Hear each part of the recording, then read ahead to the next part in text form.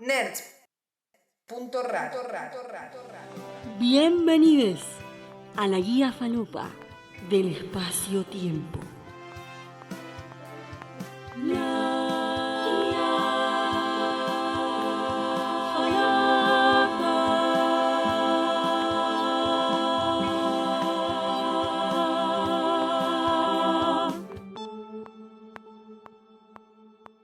Bueno, ahora que ya pasó la intro, hola, yo soy Santi, editor de este podcast, y si me preguntás qué va a pasar en este podcast, mi predicción es que en este episodio va a haber algún radioteatro medio raro. Buenos días, tardes o noches, señores crononautas. Desde la guía falopa les damos las gracias por elegirnos para realizar este viaje al futuro con destino al Museo de Futuros Obsoletos. Es razonable que luego de sopesar las terribles consecuencias que potencialmente conllevaría el viaje al pasado, hayan decidido por viajar al futuro. Aunque pueda resultarle algo desconocido, viajar al futuro no debería resultar extraño para ustedes. Tomar una siesta es una forma de viajar al futuro. ¿Cómo? Que ya es la tercera vez que escucho este chiste. Para aumentar el repertorio de chistes, les sugerimos que compren la edición deluxe de la guía falopa. La duración estimada del viaje será de 2 minutos, es decir, el tiempo que le toma al cesio irradiado por microondas oscilar 1.654.673.718.600 veces.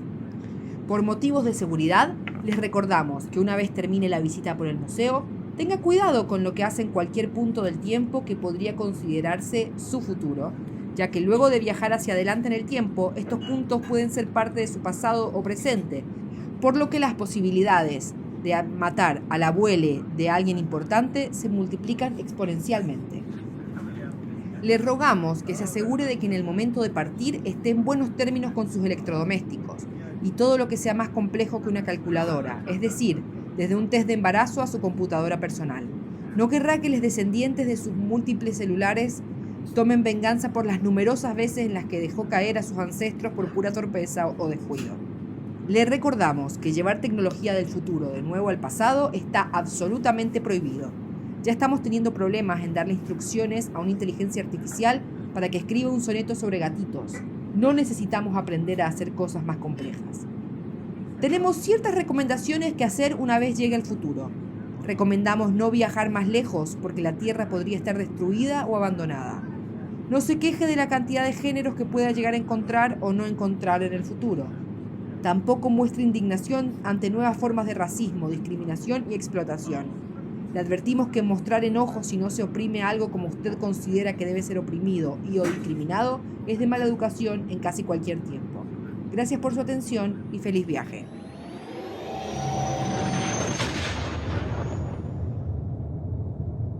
La guía falopa del espacio-tiempo.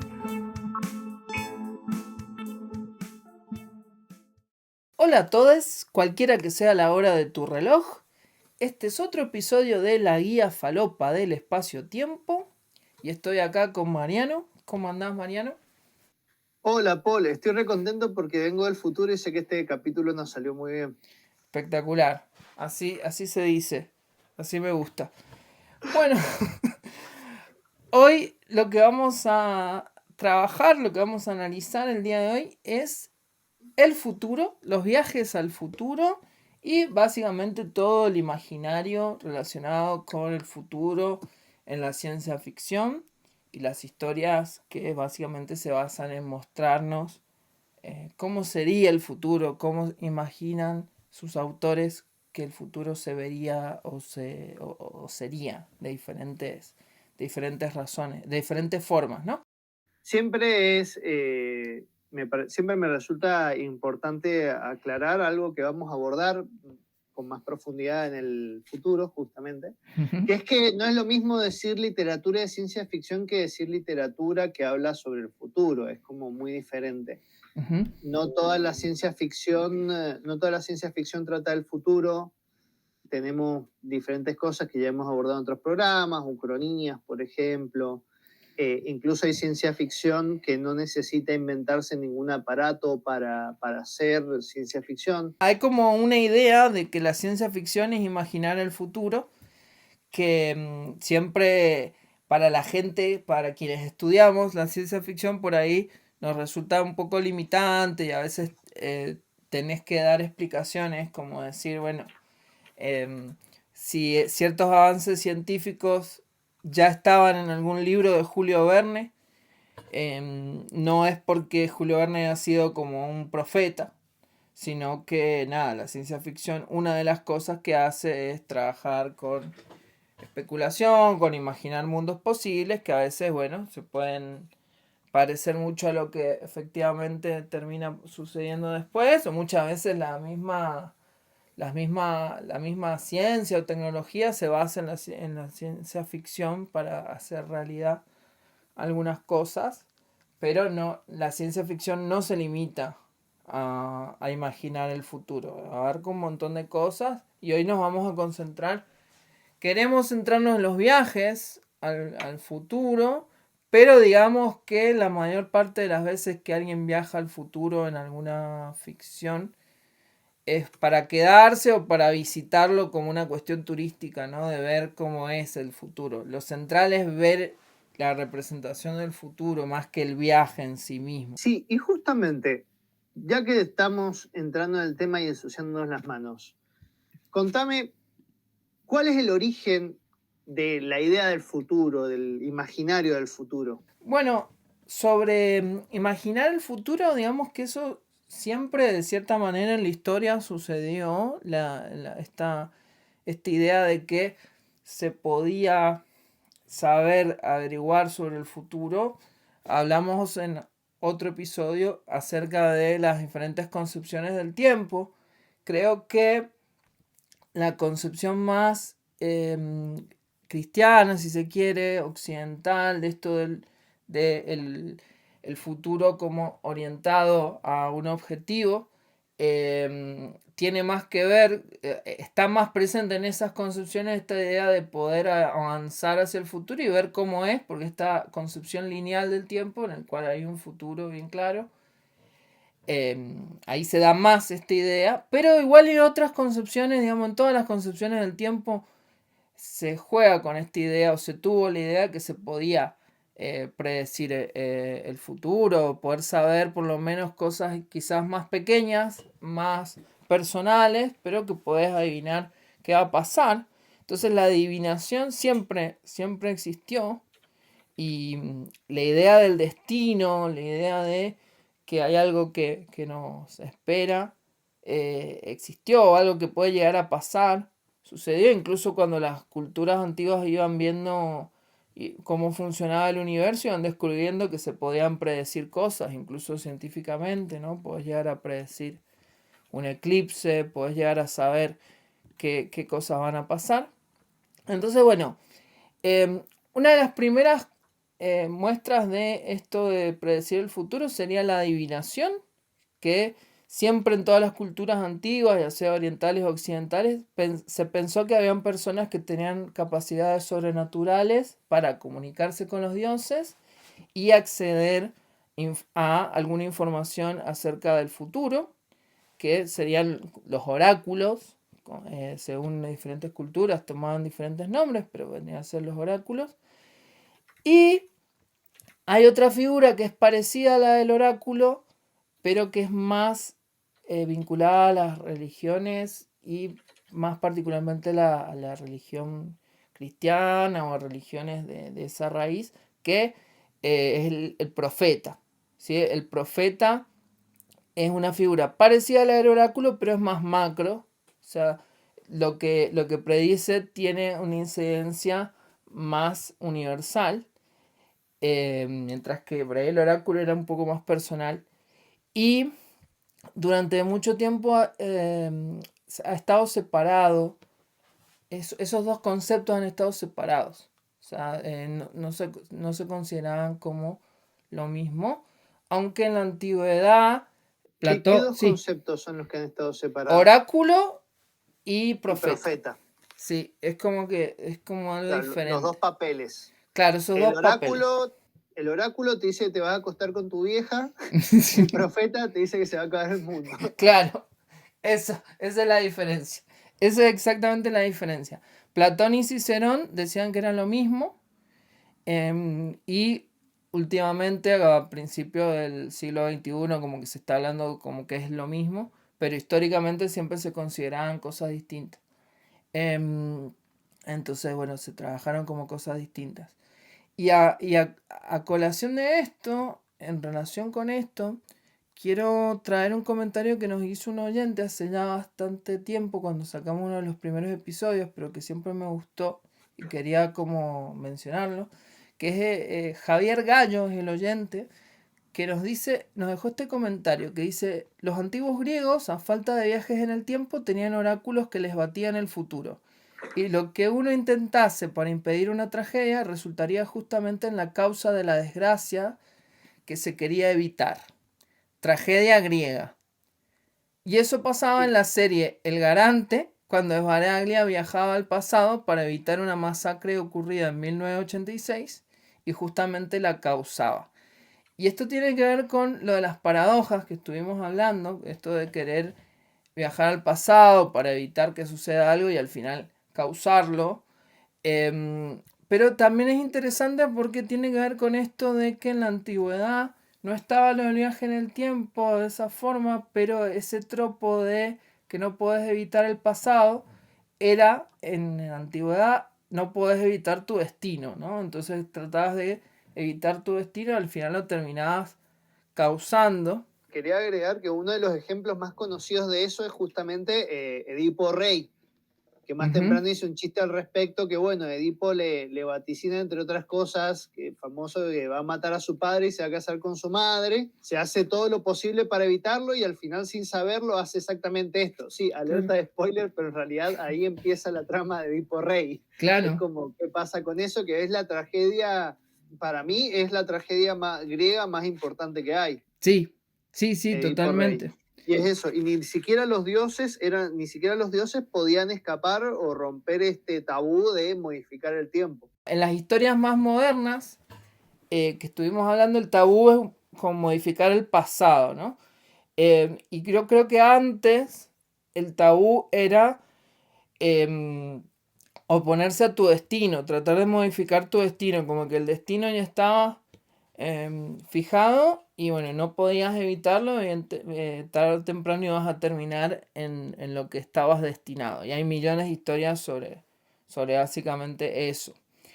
Entonces hay una cuestión ahí de que el futuro también era un tabú en estas historias antiguas. O sea, como que durante mucho tiempo imaginar el futuro no estaba tan bien visto y quedaba reservado para cierta gente. Los oráculos, los poetas supuestamente tenían algún poder predictivo, que incluso hay muchos oráculos o profetas que agarraban textos literarios y los leían en clave profética. Pues se consideraba que había como algún poder misterioso, por ejemplo en las obras de Virgilio, que las tomaban y las leían de manera como si fueran oráculos. Y los astrólogos también tenían ese poder, ¿no? La astrología era como una manera de predecir eso ya desde un nivel ya en la premodernidad como algo de hasta científico, ¿no? Una manera de poder predecir, de tratar de predecir el futuro.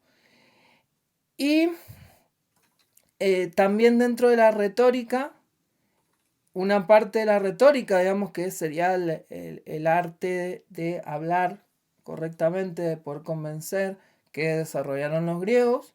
Dentro de la retórica, una de las ramas es la retórica deliberativa, que ya estaba en los escritos de Aristóteles y consistía en pensar en el futuro en el momento de discutir un tema, que es algo que hacemos todo el tiempo. Pensamos, bueno, debatimos este tema, tenemos que fijarnos qué va a pasar en el futuro con esto.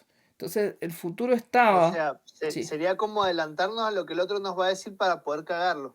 ¿Una claro. cosa así? Sí, un poco sí, claro. Es como decir, bueno, ¿qué va a pasar con esto que yo estoy diciendo? Tomar en cuenta un poco el futuro, adelantarse a lo que va a pasar. Entonces, el futuro siempre estuvo ahí, pero imaginarlo y desarrollarlo tanto era un poco tabú. Entonces no hay tantas historias imaginando el futuro antes del siglo XVII. Hay cosas, pero no nada así tan como bien claro de imaginar el futuro. Sí habían historias de gente viajando a otros planetas, con otras sociedades y cosas así, pero no tanto en el futuro. Incluso cuando se planteaba una utopía, la utopía era en un país aparte, era como en una isla, ponerle viajar a una isla, no tanto Sí, viajar al futuro. es que creo que no existía una idea como tal de progreso. Claro, En algún momento, en algún programa viejo, yo dije que eso había empezado con la Revolución Francesa, pero no estoy tan seguro. Porque me dijeron que también es más antiguo, que es del medioevo, también creo que...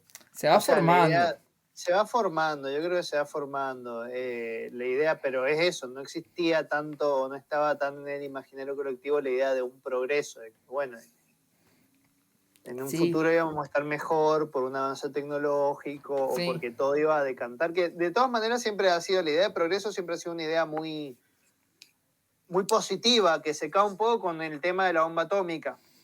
Pero claro. bueno, Ahí es como que sentimos que llegamos al límite de lo que el progreso podía dar y que había que estar un poco más atento a los resultados.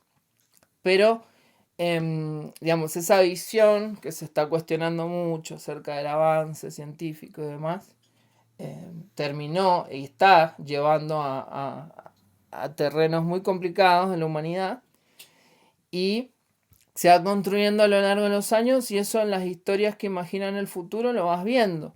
La primera historia que trata, que se ubica en el futuro es recién en el siglo XVII. Es una que se llama Epígono de Jacques Goten, creo que se dice, seguramente lo estoy pronunciando mal, pero es así. Que más que una imaginación del futuro es como una historia de romance clásica de amor y de aventuras, pero que está ambientada en el futuro. Y lo ambienta en el siglo siguiente, o sea, es del siglo XVII y lo ambienta en el siglo XVIII. Y no se hace no se hace mucho cargo de lo que, de dónde, de cuándo transcurre, de cómo es ese futuro, qué sé yo, pero bueno, ahí empieza, pero cuando realmente aparecen más historias es a partir del siglo XIX, con por ejemplo Julio Verne, que tiene una novela que se llama París en el siglo XXI, que nunca pudo publicar, pero que al final se encontró y se publicó, que ahí está ambientada en el futuro, y empiezan a aparecer cada vez más historias así, que obviamente tienen como está ese punto de la bomba atómica como el momento donde la humanidad dijo, bueno, hemos llegado demasiado lejos, pero después de ese momento también sigue una idea del progreso. Quizás la idea es, bueno, la ciencia nos puede hacer mal, pero si está usada, si está en malas manos. Si está en buenas manos, nos puede hacer bien de todas formas. Entonces, en los 50, que un poco después de la Segunda Guerra Mundial, aparece este futuro clásico que vemos en los supersónicos, que tiene que ver con el estilo de vida estadounidense también, que se va generando, el estilo de vida consumista, capitalista, que se empieza a crear en esa época, después de la guerra. Todo me pregunto si no sí. habrá tenido algo que ver también en todo este tipo, toda esta visión con la Guerra Fría, porque bueno, Ujú. es famoso que es una época en la que el capitalismo estaba mostrando como su mejor cara para Claro, mostrar eso, que era sí, como la mejor ideología económica que había. sí, es totalmente. Entonces también se crea ese futuro, esos futuros que, que están basados bien en el progreso científico y también en el estilo de vida así bien consumista, la vida perfecta que vemos siempre, que es la que vemos en los supersónicos, que es una serie de los 60, pero que ya demuestra totalmente esos ideales. Y, y bueno, toda esa estética se empieza a construir desde los años 30, pero en los 50 ahí se consolida Y bueno, todo ese futuro que nosotros vemos ahí viene de ahí y tiene que ver también con una influencia de la arquitectura, de lo que se llamó el modernismo arquitectónico, que era desde los 30 a los años 60 en Estados Unidos y en Inglaterra, hubieron arquitectos que se imaginaban, tratando de ser vanguardistas y modernos, se imaginaban cómo eran los edificios del futuro.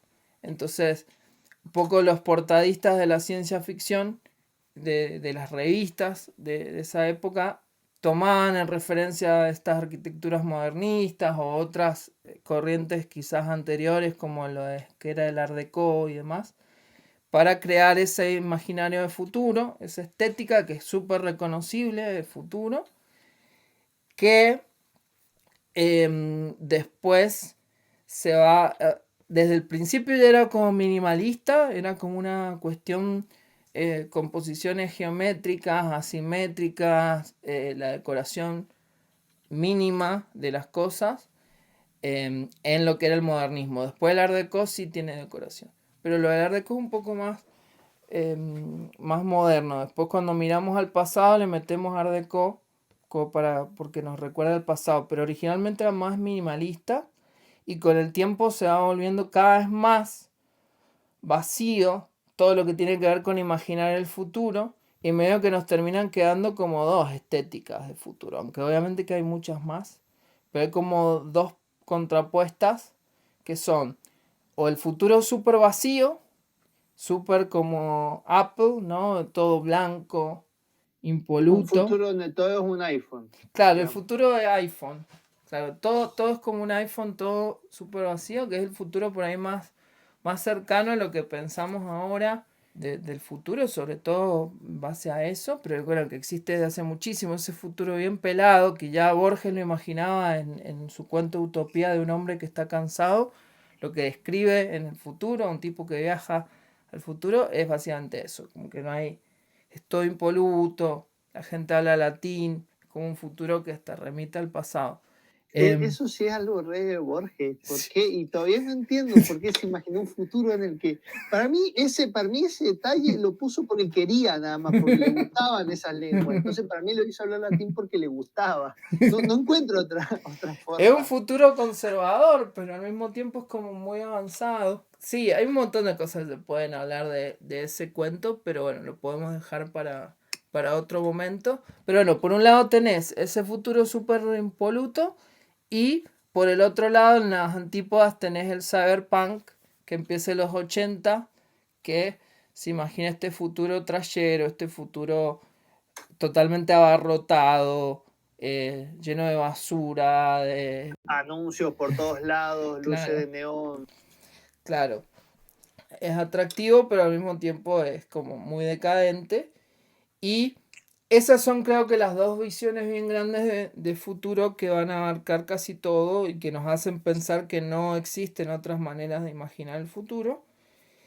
Pero también como respuesta a esto están los futuros, las estéticas punk, que son eso que empezó ya, se consolida más o menos al mismo tiempo, un poquito después que el cyberpunk, como finales de los 80, pero va tomando forma durante varios años y en los principios de los 2000 tiene como un regreso, que son las estéticas punk, que empiezan con el steampunk y después tiene un montón de subdivisiones y cuestiones, pero básicamente la idea del punk es de una manera crítica recurrir a los futuros que fueron imaginados alguna vez en el pasado para señalar que nuestro presente está obsoleto, o también como decir, bueno, esta manera de ver el futuro que tenemos ahora es tan naif como la que tenían antes. Entonces, al principio, cuando apenas salieron estas estéticas, el steampunk y demás, eran como una crítica a eso, a nuestro presente básicamente, pero después se terminaron transformando más bien en una estética y más relacionados con la nostalgia. Pero bueno, esa es también otra manera de ver el futuro, que es remitir a los futuros que ya están obsoletos, que es un poco lo que vamos a hacer en este episodio, en este capítulo del podcast, hablar de futuros que obviamente están obsoletos, por eso podemos mencionarlos. Hola, yo soy Mariel, soy la autora del jingle.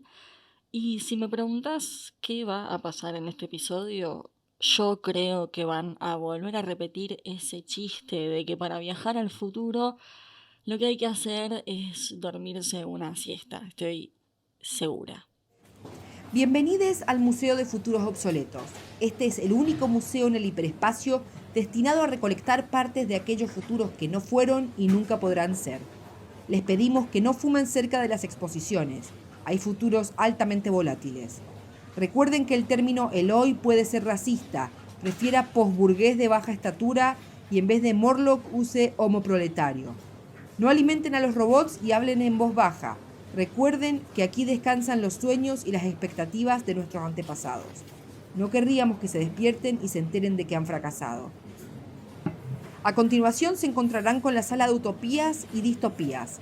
Si quieren apreciar el esplendor de las utopías, miren desde la derecha. Si quieren ver el horror de las distopías, miren desde la izquierda. Las exposiciones son las mismas. Su estatus de utopía o distopía depende del punto del que se las mire. Y no se asuste, todas las utopías son un poco perturbadoras. También las de ustedes lo son. Incluso con el uso de esta máquina podemos visualizar sus utopías. Solo relájese, tómense un segundo y piense en su mayor fantasía. ¡Ah! Asqueroso. Bueno, estamos en otro bloque de la guía falopa del espacio-tiempo. Y ahora me toca hablar a mí sobre la parte científica, digamos. Vamos a partir desde lo fundamental. Siempre estamos viajando hacia el futuro. Uno de los métodos... Lo hemos Sí. dicho incansable cantidad de veces. E incluso yo lo voy a decir porque sí, una de las maneras de viajar en el tiempo, corroborado por Paul Naguerola aquí presente, es tomarse una siesta. Que hemos hecho el chiste como muchas veces.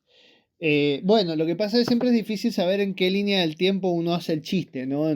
Todo esto de viajar y cambiar el tiempo termina como siendo un tanto confuso. Pero bueno, de lo que vamos a hablar es de un científico muy conocido en la cultura pop en general. Yo creo que es el científico más conocido del mundo. Hace un cameo, es divertido porque hace un cameo en una novela que es el Bosque Oscuro, que es la segunda parte del Problema de los Tres Cuerpos, que me causa mucha gracia porque en un momento dice, el científico se parecía a Albert Einstein, te lo describe y es como, no, el chabón se le ocurrió meter como al científico se pareciera a Albert Einstein ahí. Listo, y es como que todos lo conocemos. Es casi como si Albert Einstein hiciera un cameo, porque además es como un físico que aparece en el libro. Muy interesante, una novela muy recomendable. Entonces, bueno, empecemos a hablar de Albert Einstein. En 1905, Albert Einstein echa por tierra la concepción del tiempo newtoniana, demostrando las implicaciones que tenía que la luz se comportara como suponían los físicos. Según la relatividad especial, el tiempo es elástico. ¿Qué es lo que pasa? En 1971, los físicos Joel Helef y Richard Keating suben dos relojes atómicos de alta precisión en unos aviones y los mandan a dar vueltas alrededor del mundo. Cuando se va a medir el tiempo de los relojes, se dieron cuenta que están atrasados 59 nanosegundos con respecto a los relojes que se habían quedado en tierra. En otras palabras, el tiempo se mueve diferente dependiendo de la velocidad que tenemos con respecto a la velocidad de la luz. Supongo que la mayoría de los que nos escuchan lo saben, pero la velocidad de la luz es algo que se mueve como muy, muy rápido. Absurdamente rápido, y creo que no estoy seguro, pero creo que es lo que se ha demostrado que se mueve más rápido, o durante mucho tiempo era como el límite de velocidad del universo, básicamente. Entonces, mientras más cerca estemos de la velocidad de la luz, más lento va a pasar el tiempo. Esto se considera que es una manera de viajar al futuro. Lo que sí hay que tener en cuenta es que mientras más aceleramos, se requiere mayor cantidad de energía para que algo se mueva más rápido. Y esto como que va aumentando hasta el punto de que para que algo viaje a la velocidad de la luz se requeriría una cantidad de energía absurda y por lo tanto se considera que básicamente puede llegar a ser imposible. Todo esto es partiendo de la teoría de Einstein, ¿no es cierto? Partiendo de la idea de la relatividad especial. Otra manera de explicarlo es con la paradoja de los gemelos. Por ejemplo, Sally y Sam son dos gemelos, ¿no es cierto? Uno sale en un cohete a la estrella más cercana que queda 10 años luz, al 99% de la velocidad de la luz. Básicamente, si el viaje de ida y vuelta lleva 20 años, el astronauta que salió, digamos que Sam, lo percibe como si fueran menos de 3 años. Entonces, al volver, el astronauta que se fue es más joven que su hermano gemelo, que se quedó los 20 años en la Tierra. Entonces, para uno transcurrieron 3 años y para el otro transcurrieron 20 años. Bien, esto que me estás diciendo me hace acordar mucho a la película de Buzz Lightyear, no sé si la viste. No, no la he visto. No la he visto. La quiero ver, pero no la he visto. Es muy triste porque justamente a Buzz Lightyear le pasa eso. Él intenta lograr un objetivo en su viaje al principio y deja principalmente su compañera digamos, no sé si es la Tierra, pero en la base espacial. Y bueno, y mientras Buzz Lightyear va intentando lograr su objetivo, el tiempo va pasando y la gente va creciendo y es súper triste. Y es, no sé, a mí me hace acordar mucho a Up, en el sentido de que esos primeros 20 minutos son lo más conmovedor que te ha pasado en la vida. Y después la película no está a esa altura. No está mal, está buena, pero ese momento inicial es increíble. Y bueno, y tiene que ver con esto del tiempo y de cómo la percepción del tiempo y el paso del tiempo cambia. Claro. Bueno, me la vendiste bien. La voy a ver cuando terminemos de grabar, probablemente. Bien. Para que se den una idea de la cantidad de energía que se requiere para acelerar las cosas, el famoso colisionador de hadrones pudo impulsar partículas subatómicas a casi la velocidad de la luz. Las impulsó a un 99,999999999% de la velocidad de la luz. Pero bueno, ustedes han visto lo impresionante e imponente que es el colisionador de hadrones, así que imagínense la cantidad de energía que se requiere para acelerar esas cosas y estamos hablando de partículas subatómicas. Bien, después, la gravedad también se podría usar para viajar en el tiempo. En 1915, Einstein expone la teoría de la relatividad general. Y a partir de ella se puede observar que el tiempo pasa más rápido en la Tierra que en el espacio. Aunque bueno, es un ritmo que ni siquiera se podría apreciar por los astronautas. Para que se den una idea, 6 meses a bordo de una estación espacial equivalen a unos cuantos milisegundos. O sea, de diferencia. Yo tengo un dato random con esto. En 1976, Robert Besot y Martin Levin lanzan un reloj de precisión en un cohete para ver si se desfasa y comprobaron que se ganó 1/10 de microsegundo antes de estrellarse en un par de horas. Me encanta estos experimentos de gastar cosas para comprobar. O sea, todo un cohete y todo un montón de cosas para que se estrellen, para solamente mandar un reloj y ver cuánto se desfasaba. Bien, en 1959 se mide si había una diferencia entre el tiempo del último piso de un rascacielos de 22,5 metros y la calle, y se comprobó con un método absurdamente preciso que en el último piso el tiempo corría un 0,000000, bueno, muchos ceros, son como 12 ceros, 257% más lento. O sea, era una diferencia muy muy pequeña, pero había una diferencia. En resumen, los que están en un penthouse viven más tiempo que los que están en la calle. Entonces, ¿qué pasa? Si nosotros pensamos que diferentes cuerpos estelares tienen diferente gravedad, esto se empieza a hacer, digamos, más interesante para mí, por lo menos. ¿Por qué? Porque si pudiéramos, por ejemplo, comprimir la Tierra y aumentáramos su masa, con esta se aumentaría el efecto ralentizador. Entonces, si llegáramos a comprimir la Tierra al tamaño de 9 milímetros, el tiempo directamente se detendría. Al mismo tiempo que si, por ejemplo, viajáramos a la velocidad, si rompiéramos o llegáramos exactamente a la velocidad de la luz, también no sé si se detendría, pero digamos, la idea es que mientras más rápido vas, menos corre el tiempo, entonces se supone que en algún momento se podría llegar a detener. Lo mismo pasa con la gravedad. Si aumentamos la masa, como ya les dije, el tiempo se detiene directamente. Entonces, ¿cuál es la conclusión? Esto no es muy posible, pero si pensamos en las estrellas de neutrones, es otro el asunto. En la constelación de Tauro hay una muy grande. Si pudiéramos poner un ranchito en la superficie de una de estas estrellas, viajaríamos al futuro. En una estrella, o sea, un ranchito en Es la la estrella de superficie. neutrones. Ok. Sí, no, estoy falopeando. Pero ¿a qué me refiero? Para que nos demos una idea, obviamente nos quemaríamos, pero bueno, las estrellas de neutrones son estrellas que tienen una masa muy muy alta. Entonces, si pudiéramos ir a una estrella de neutrones, estaríamos viajando al futuro. En resumen, la máquina del tiempo al futuro existe, solamente que está ardiendo a una temperatura muy muy alta. En una superficie de una estrella de neutrones, por ejemplo, el tiempo un 30% más lento. Es decir, que 7 años en un lugar de estos podrían ser 10 años en la Tierra. Muy bien, entonces viajar al futuro, no sé, digamos, en este momento, o sea, es posible, pero obviamente no es posible. Es posible, pero no es viable.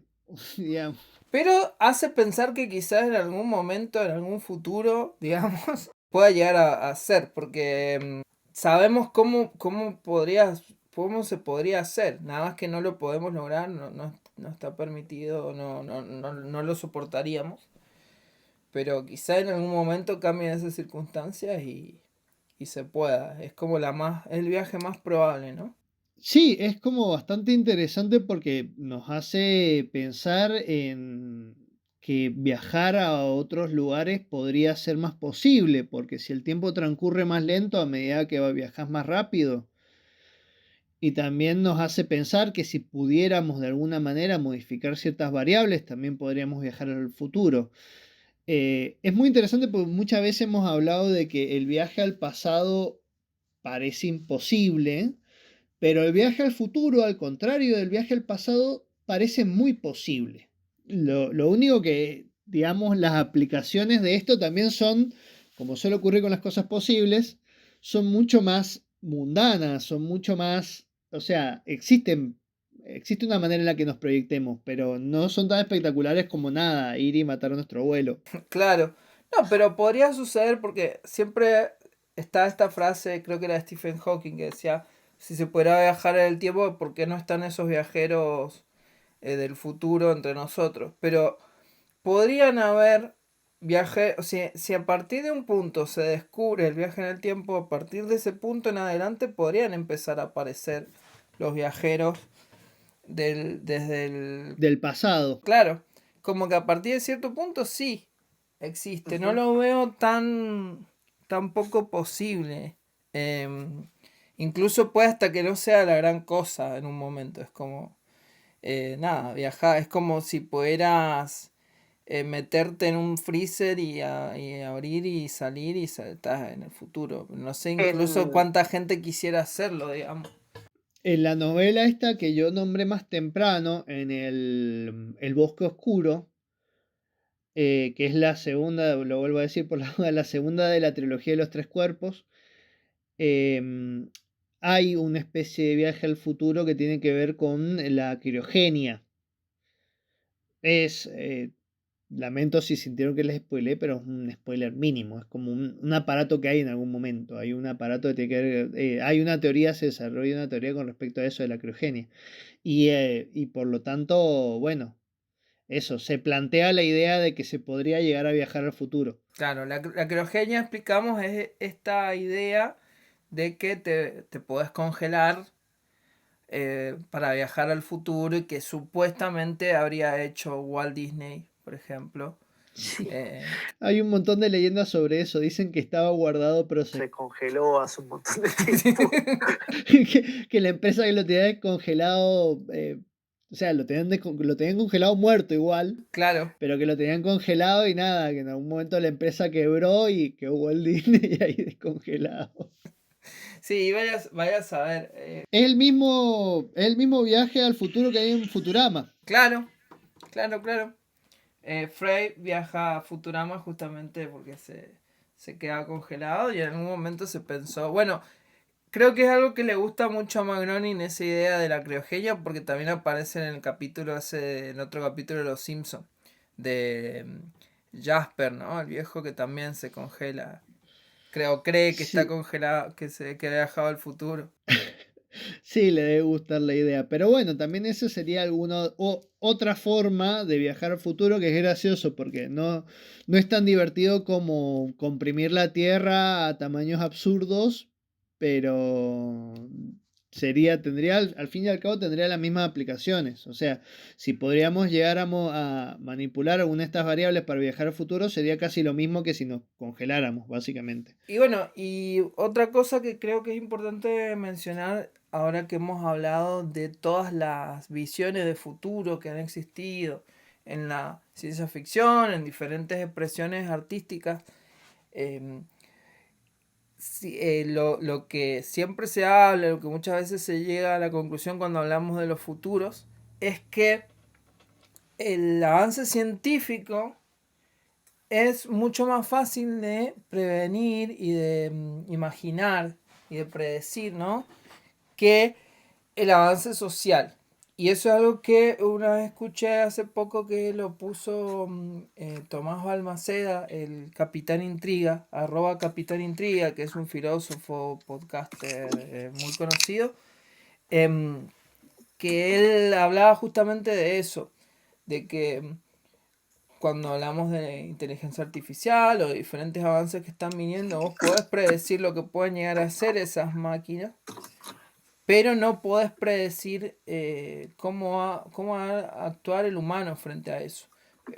Por ejemplo, Pablo Capana, filósofo, investigador de la ciencia ficción, en el ensayo donde por primera vez se habla en español sobre ciencia ficción, que es el sentido de la ciencia ficción.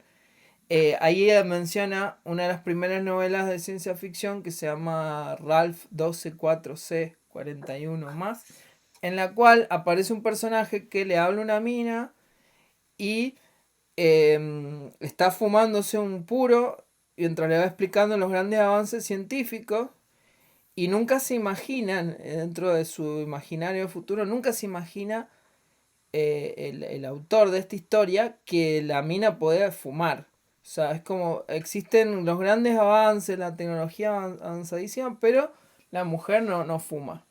Entonces, bueno, eso es importante también porque muchas veces cuando hacemos este ejercicio de imaginar los futuros, nos estamos olvidando de lo más impredecible que es el ser humano. Y por eso ahora que estamos un poco viviendo el futuro a través de las inteligencias artificiales que se nos vienen encima, como que hay un montón de hipótesis de qué va a pasar, si van a reemplazar a los humanos, van a hacer el trabajo de los humanos. Y hay un montón también de comentarios al respecto, como de gente diciendo, bueno, por más de todo lo que ha pasado, el derecho de autor sigue teniendo la misma vigencia que hace 300 años. Entonces, por ahí, por más de que la tecnología avance y demás, hay muchas cosas que seguramente no van a cambiar o todavía no sabemos realmente qué va a pasar, cómo va a reaccionar el humano ante la tecnología. Hola, soy Angie, soy la locutora de este podcast. ¿Qué va a pasar en este episodio? Yo creo que lo más probable es que me den muchísimo diálogo, como en todos los episodios realmente. Si pasan por esta puerta a la izquierda podrán ver el que ahora llamamos steampunk. No se confunda, no son los engranajes y la tecnología victoriana lo que demuestra que esto que ven es steampunk. Lo que lo hace realmente steampunk es que haya alguien afuera quejándose de que no es verdadero steampunk. A la derecha podrán apreciar el atom punk. Mantengan brazos y piernas lejos de los mutantes. Eviten acercarse a los hongos o cualquier cosa que brille. No querrán terminar siendo mutantes también. Esos son demasiados brazos y piernas, señor. Creo que ya es demasiado tarde. Si miran hacia atrás, podrán observar el cyberpunk. No es el mismo que eso que está de moda. Ese todavía no nos los mandan. Por el bien de la humanidad, esperamos que termine siendo lo suficientemente obsoleto para estar en alguno de esos pasillos. Pero miren el cyberpunk original. Miren esas chaquetas de cuero, esos copetes bien peinados. Presten atención a esas enormes supercomputadoras con una capacidad de 2 megabytes de RAM y aprecien sus gráficos poligonales en 3D con solo 3 colores. Si miran detrás del cristal, podrán apreciar esas megacorporaciones dominándolo todo. Pará. Este es el presente. Se nos quedó en una ventana abierta, disculpen. Tenemos que trabajar en mejorar esta sección. Soy Javier Vitale, investigador del Instituto Nacional de Tecnología Agropecuaria INTA Argentina y codirector del Centro de Estudios Prospectivos de la Facultad de Ciencias Políticas y Sociales de la Universidad Nacional de Cuyo.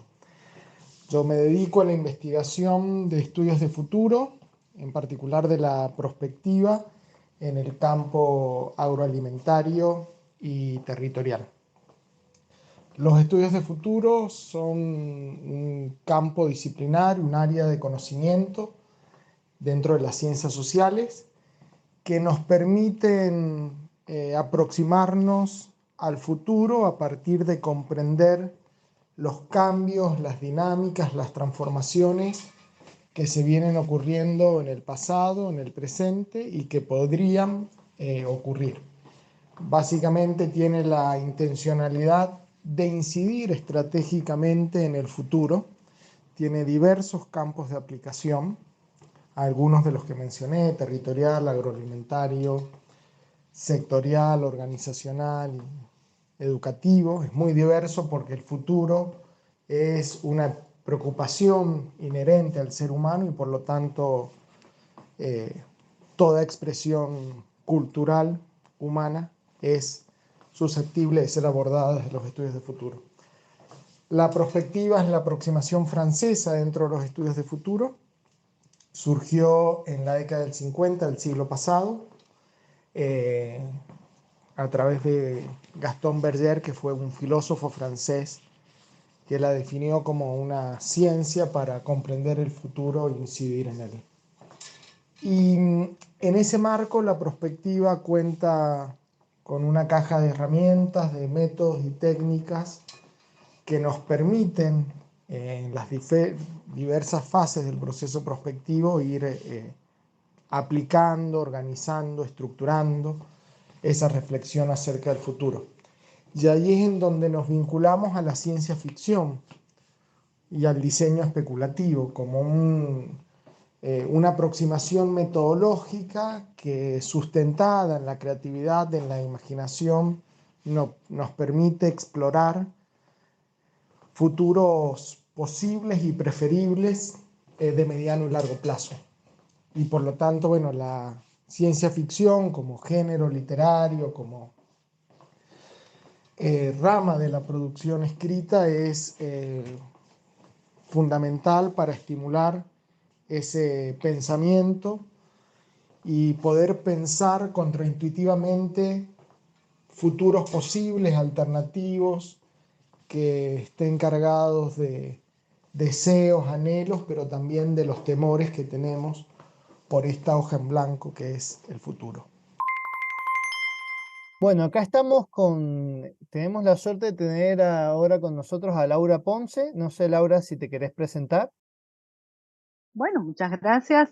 Gracias por la invitación. Estoy muy contenta de estar aquí charlando con ustedes. Mi nombre es Laura Ponce, soy escritora, editora. Nos encontramos en el ciberespacio porque yo estoy en Buenos Aires, Argentina.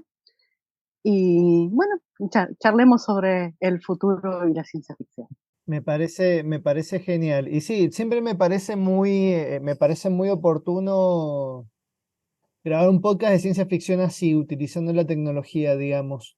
Entonces, bueno, contame, Laura, ¿qué opinás sobre lo que se suele decir el poder premonitorio de la ciencia ficción? Esto que dicen, no sé, H.G. Wells o Julio Verne, que decían tenía una...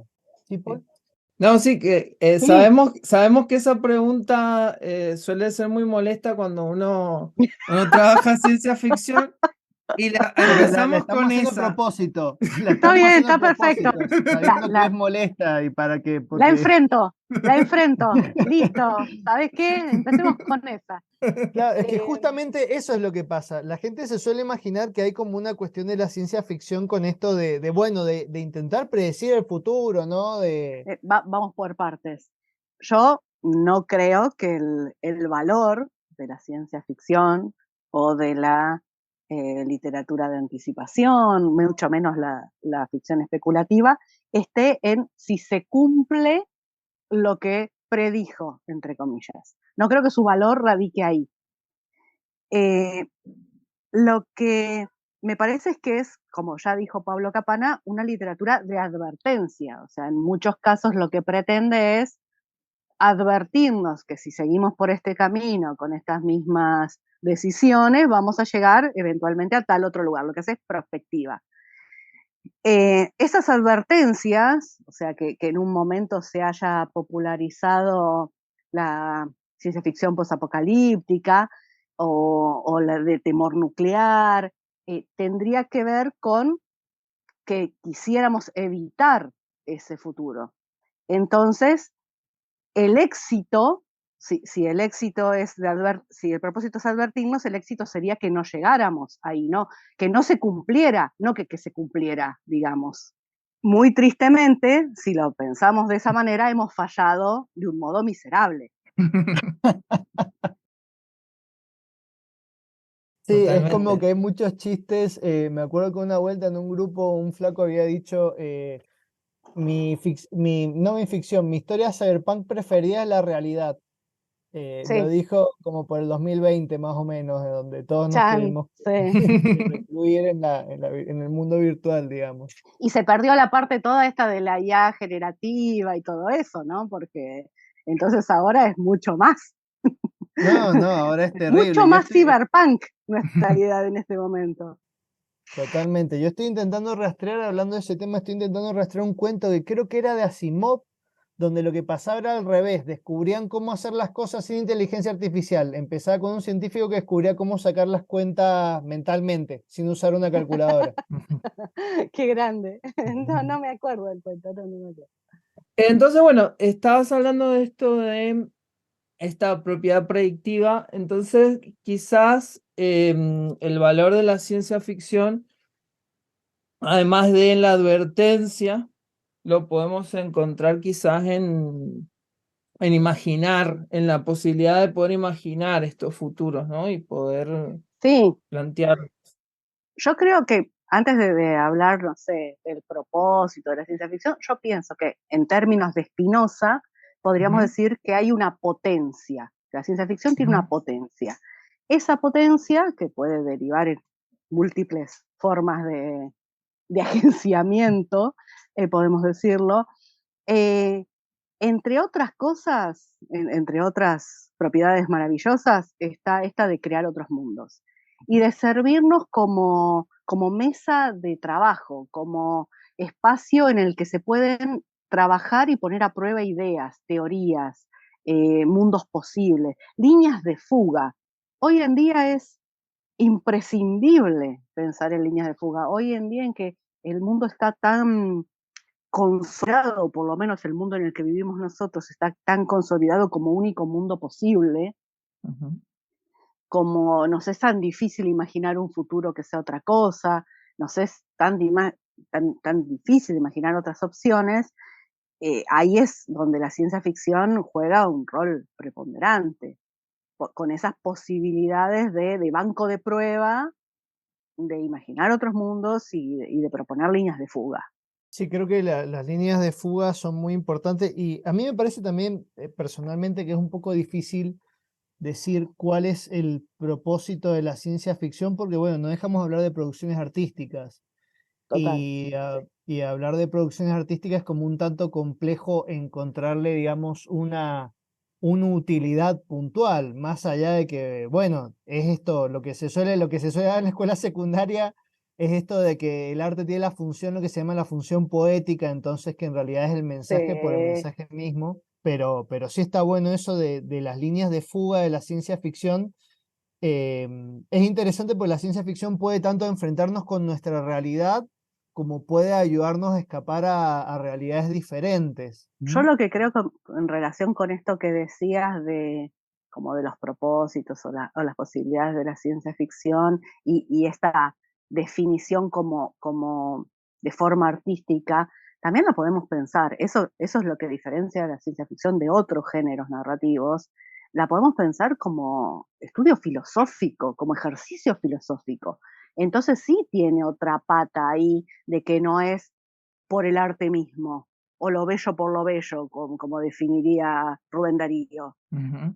Entonces hay ahí una búsqueda, una indagación un poco más profunda. No, vuelvo a decir, no voy a entrar en el terreno de decir hay una responsabilidad de los que escribí ciencia ficción, no, pero hay una potencia en las herramientas de la ciencia ficción, en la perspectiva, en la analogía, en esta eh, posibilidad de imaginar hacia el futuro, hay un montón de oportunidad, digamos. Y al mismo tiempo, la pata de la ciencia en la ciencia ficción a mí me Sí. parece que sirve mucho para anclarla a la realidad. Me pasó, por ejemplo, cuando estuve leyendo El Bosque Oscuro, que es el segundo libro del problema de los tres cuerpos, que Ujú. a mí me parece que tiene un componente científico bastante interesante y lo que hace en realidad ese componente científico es a mí me dio miedo y me dio, digamos, Es el terror componente del cósmico. realismo, es el Claro. el elemento científico es el componente del realismo. Eso es lo que nos da el vértigo, que lo hablábamos, creo que fuera de aire, esta cuestión de la sensación de estar viviendo eso que tantas veces fue anticipado, que tantas veces fue advertido, estar en ese lugar y un poquito más adelante, estar ya 5 o 10 minutos en el futuro. Sí, es el famoso sense of wonder. Pero el sense of wonder era el sentido de maravilla de vas a explorar otros mundos cuando ya no quedaba en la Tierra nada que explorar, porque ya se había colonizado el África, porque ya se había colonizado los polos, entonces Claro. había que ir a buscar ese sentido de maravilla en otro lado. Pero creo que ese es como el momento de la ciencia ficción más pulp. Después, esa confianza en la ciencia como elemento racional de anclaje en la realidad tiene una base positivista, o sea, de cuando se pensaba que la ciencia solo iba a traer cosas buenas.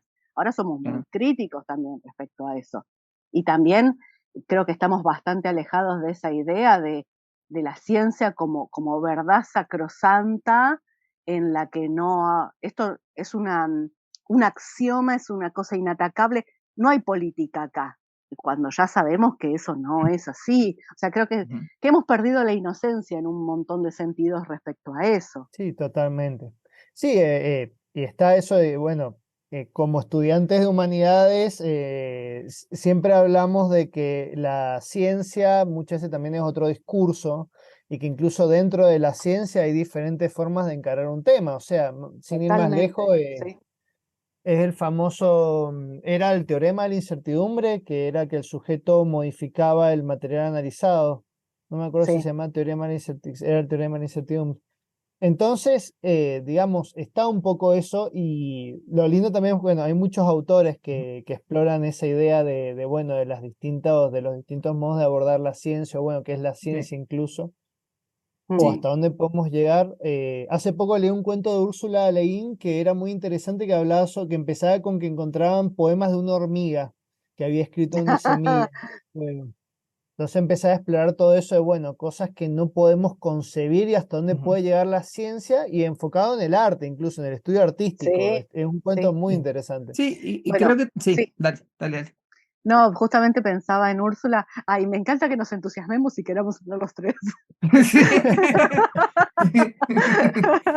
Bueno, eso está buenísimo, que pase. Sí. Sí. Pensaba en Úrsula, esta gran autora y el tema, tanto trabajó el tema de la otredad, porque pensaba en esta analogía, o sea, bueno, a nosotros nos parece extrañísimo y bueno, pensemos en la posibilidad de un ente, una forma de vida que nosotros conocemos en nuestra cotidianidad, pero no consideramos capaz de producir arte, por ejemplo, y esta idea de qué es lo humano y quiénes son considerados o no humanos, quiénes pueden producir arte y quién no. Me parece que ahí está la pregunta de fondo por ahí en el cuento ese.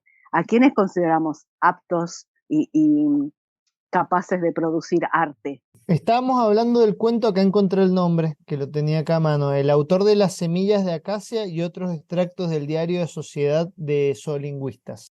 Yo te decía lo de los límites de la ciencia porque en realidad era el mismo análisis que hacía acá el editor del libro, digamos, que decía sobre eso, sobre las profundidades del coso, pero está muy bueno la parte que vos decías sobre eso de, bueno, a quienes consideramos dignos de hacer arte y todo eso, y se nota ahí Totalmente. un poco lo que vos estabas diciendo de la rama también un tanto filosófica que termina viendo en la ciencia ficción a partir justamente del uso de la ciencia, de la especulación científica, digamos. Sí, creo que Úrsula también es muy hábil para llevar eso en realidad ella en especial, pero creo que también para llevar ese terreno de la otredad y confrontarnos con la otredad, llevándolo a seres de otros planetas. Para no decir negros, indios, pobres, ¿ves? Para no decir eso, te lo lleva a un territorio un poco más enmascarado o más con otras características espaciales, pero los dilemas morales son los mismos. O te hace en realidad enfrentarte a dilemas morales que antes no habías pensado. Justamente porque eso es otra gran herramienta que tiene la ciencia ficción, otra gran propiedad que tiene, que es la de desnaturalizar la visión. Entonces, esto que nos parece recontranatural y la única forma posible, te lo rota, te lo pone de otra manera y te obliga a darte cuenta que eso que vos tomabas como natural no es la única forma posible. Claro. Y esa creo que es su mayor hazaña. Y volviendo al prospectivismo, creo Mm. que ayudar a desnaturalizar la visión es justamente, digamos, mirar al futuro es una herramienta que puede ayudar a esto, a desnaturalizar la visión, Ujú. a partir de exacerbar ciertas, por ejemplo, ciertas tecnologías o ciertos avances, y nos ayuda a eso, como a reflexionar sobre nuestra propia realidad a partir de exacerbar algo. Sí, sí, sí, coincido perfectamente. Y Laura, ¿qué opinas sobre todo lo que son las utopías y las distopías, ¿no es cierto? Bueno, yo creo que están en la línea esta de la que estábamos hablando de exploraciones acerca del futuro y de las posibilidades, o sea, de ser prospectiva de cosas conocidas, pero en esta pata apoyada en lo filosófico. Entonces, bueno, le damos no sé, una vueltita, le damos un sentido, empujamos un poquito hacia dónde queremos que vaya esa línea de fuga. No esto de la creación libre, porque total esto es arte, sino, bueno, intervenimos un poquito en esto, lo analizamos como un pensamiento, y, y creo que hay una gran necesidad de ciencia ficción utópica en este momento, de creación de otros futuros posibles venturosos, porque hubo, no sé, de los 2000 para acá, empezó con el efecto de los zombies puestos de moda, pero después siguió con el tema de la distopía y como que se instaló que la única idea del futuro es distópica. Está bien, la realidad no acompaña, ¿no? O sea, la realidad que estamos creando es de ecocidio, de desastre climático, o sea, lo que estamos viviendo acá en Argentina con las quemas de bosques, con las quemas en los humedales, es terrible. Entonces, es cierto, la realidad no nos ayuda mucho a pensar que hay otros futuros posibles y parece que si pensamos un futuro que no sea terrible lo estamos tiñendo de rosa. Estamos siendo estúpidamente optimistas. Bueno, tratemos de ser optimistas pero no estúpidos, ¿no? Entonces, tratemos de generar opciones para ese futuro. No digo que sea fácil, porque la verdad es que el sistema nos está llevando a lugares terribles. es como una bestia ciega, no quiero decirle que las bestias no tienen estos problemas, Claro. es como un artefacto ciego que va, y ni siquiera es el capitalismo me refiero, ni siquiera es un sistema que nosotros podemos pensar, bueno, no se va a destruir a sí mismo, no, va a chocar la calecita, ¿entendés? No, va y se persa y cada vez más en sus maquinaciones, y nosotros estamos como ahí adentro siendo triturados. Entonces es imprescindible pensar en otras posibilidades.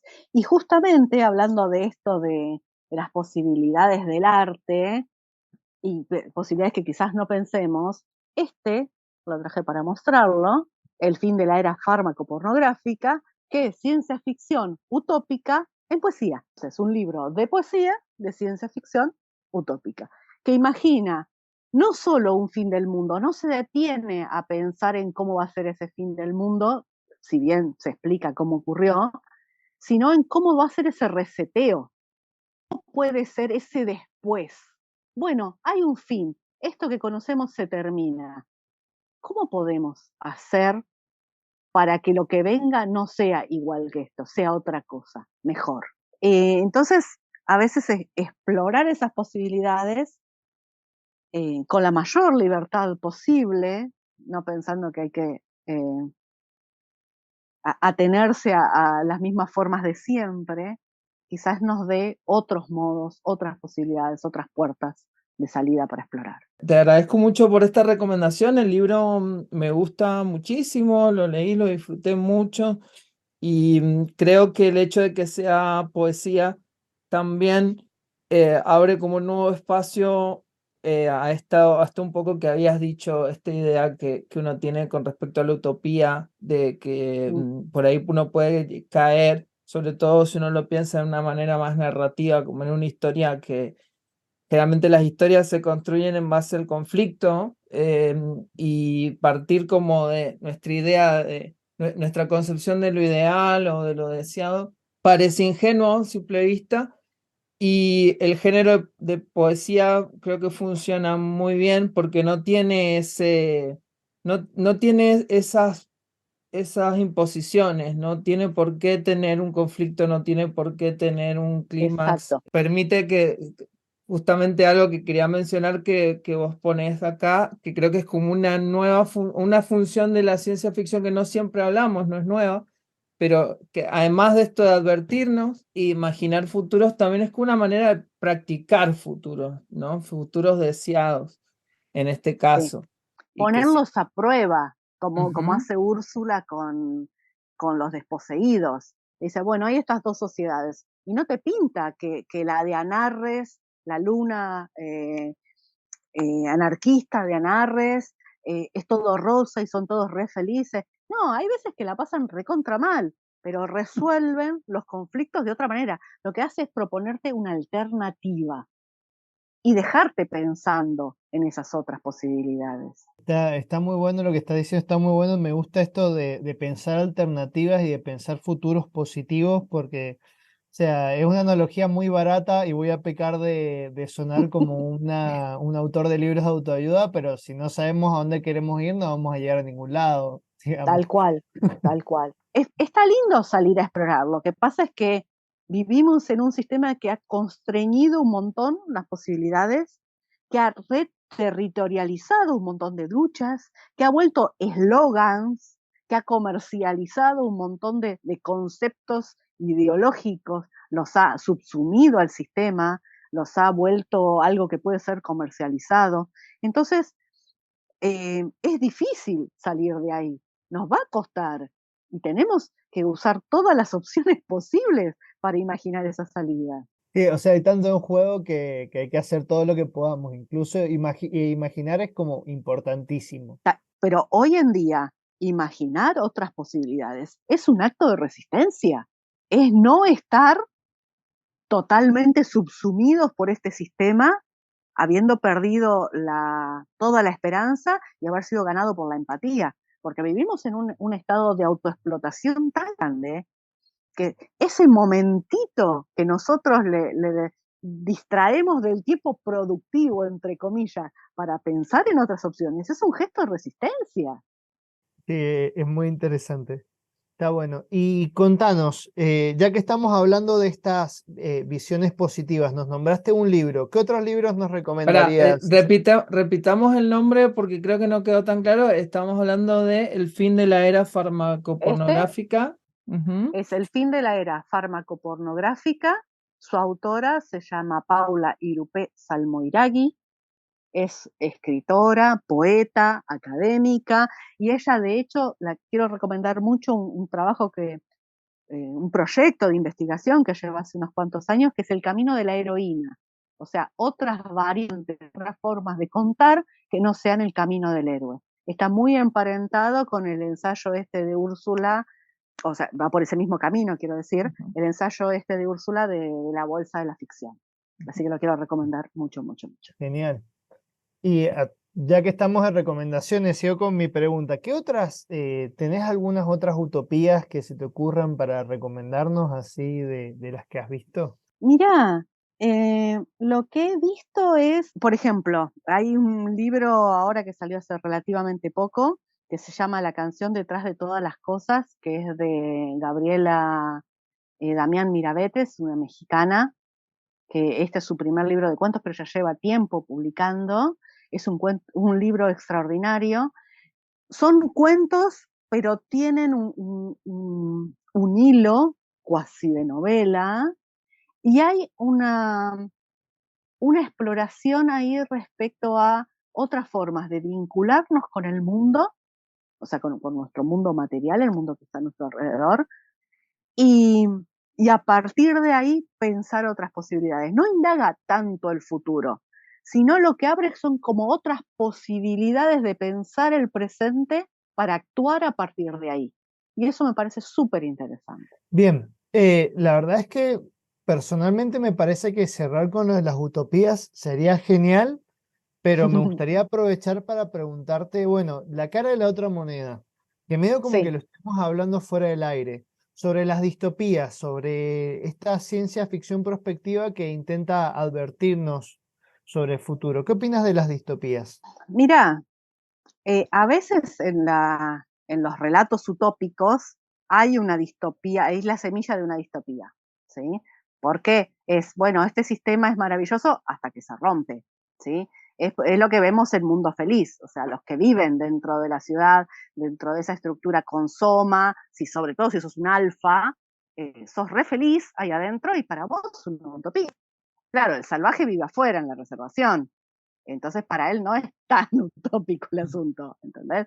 Entonces, creo que las distopías son interesantes como advertencia y que puede indagar uno a partir de eso. También esto que hablábamos fuera del aire, con respecto a que se nos viene respirando en la nuca, ¿no? Ya nos pasó la distopía en un punto.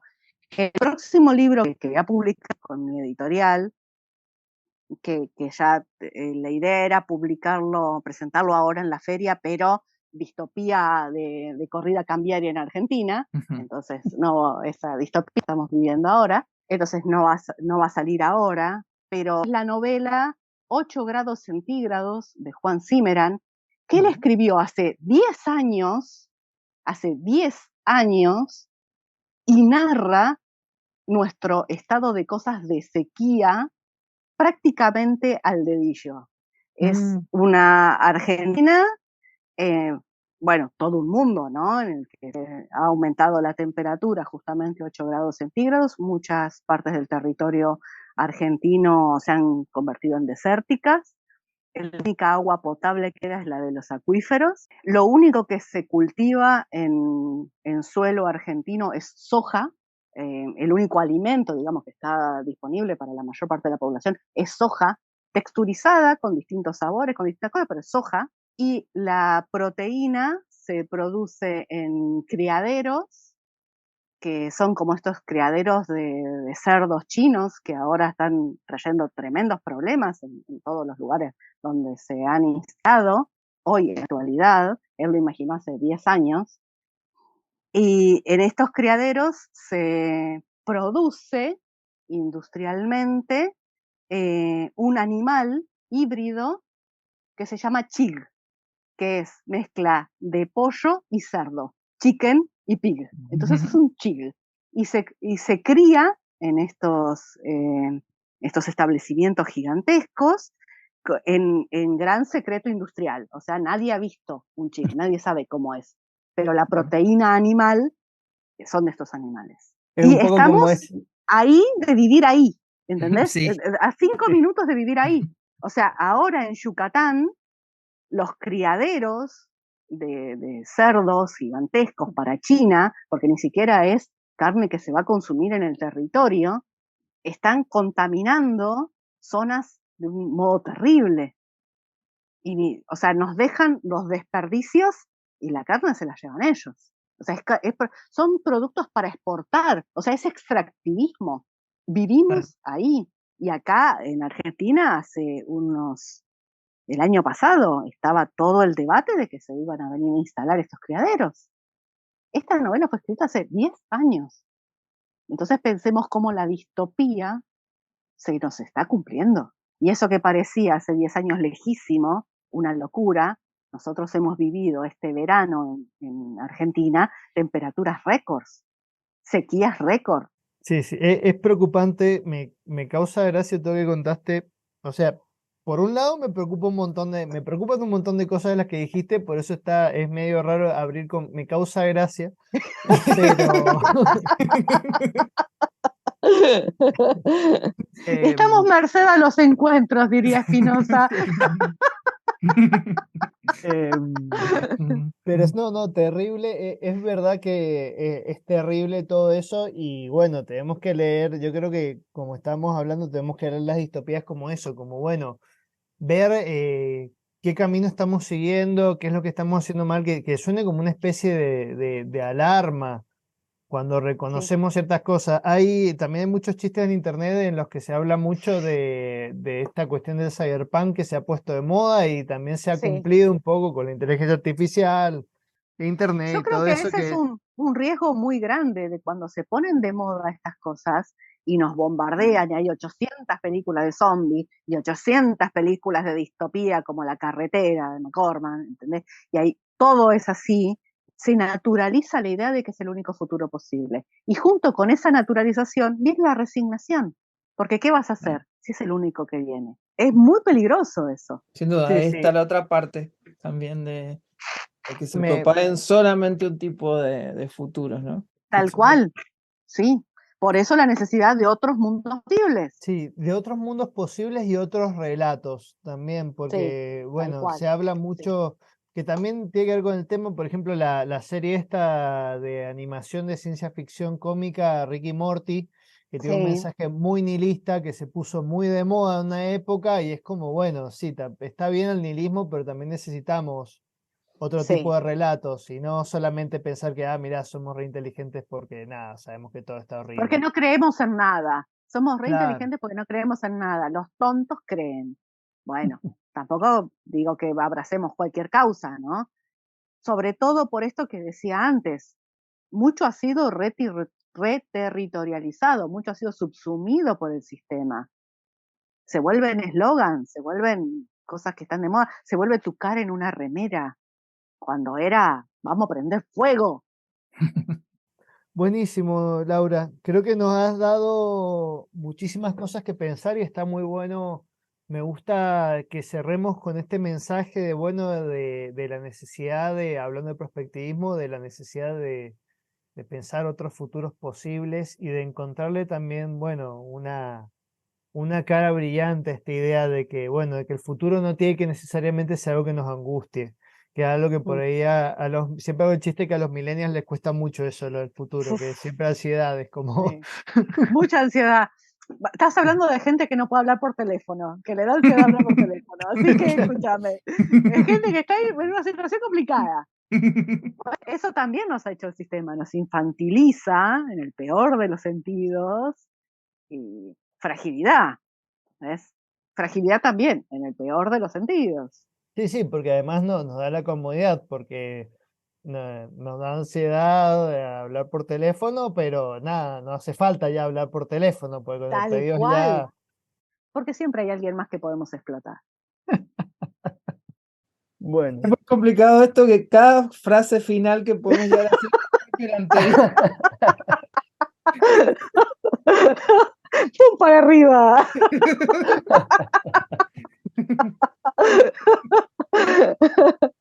Buenísimo, Laura. Está muy bueno lo que hemos estado hablando del futuro. Y no sé si querés cerrar con algún futuro que te parezca, no hace falta que sea utopía ni distopía, algún futuro que te parezca digno de nombrar, ya sea porque sea curioso o porque lo quieras recomendar, alguna obra. Mira, yo sobre todo estoy leyendo mucha, la que me interesa, ciencia ficción, nueva narrativa latinoamericana, y me parece, puedo nombrar una novela que se llama Seno, de Karen Reyes. La especulación que hace acerca de ese futuro posible. Me gusta, me interesa mucho porque tiene que ver con una idea de la espiritualidad también, con no necesariamente un credo, sino una sensación de espiritualidad, una búsqueda de algo más allá de la materia. Y creo que es una novela súper interesante. Se publicó a fines del 2020. Buenísimo. Excelente. Bueno, Laura, te agradecemos muchísimo, la verdad que nada, que nos hayas concedido esta charla tan, además ha sido muy agradable, ha sido muy interesante escucharte, así Muchas gracias. Muchísimas que gracias. te agradecemos un montón tu predisposición, tu buena onda y bueno, también lo que has venido a compartir, tu conocimiento acá, que ha estado muy bueno. Bueno, gracias a ustedes por la invitación. Bueno, cuando gusten, seguimos charlando. Siempre hay Buenísimo. una charla en el futuro esperándonos. Y bueno, esto ha sido todo por este episodio. Muchas gracias por escuchar. Nos escuchamos mañana, ayer o hace 2 meses en otro episodio de La Guía Falopa del Espacio-Tiempo.